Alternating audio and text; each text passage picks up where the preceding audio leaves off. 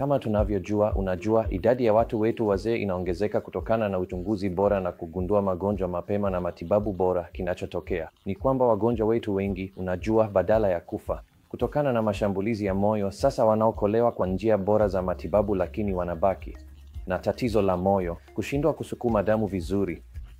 Na wagonjwa hawa wenye tatizo la moyo kushindwa kusukuma damu vizuri huwa wanaingia katika hatua inayoitwa kushindwa kwa moyo. Na hapo ndipo kama wataalamu wa magonjwa ya moyo, tunasisitiza wagonjwa wetu kuangalia mlo wao, kubadilisha mtindo wa maisha na kudhibiti hatari za magonjwa yanayoambatana kama vile kisukari, shinikizo la damu na kolesteroli, na kuacha kuvuta sigara, pombe na vitu kama hivyo, ili kuwazuia kuingia katika kipindi kamili cha kushindwa kwa moyo.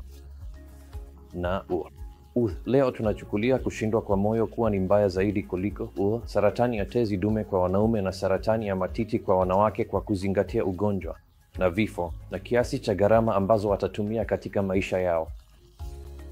Kwa hiyo ni muhimu kwa wagonjwa wanaosumbuliwa na tatizo la moyo wasifike katika hatua ya kushindwa kwa moyo na kujali afya yao.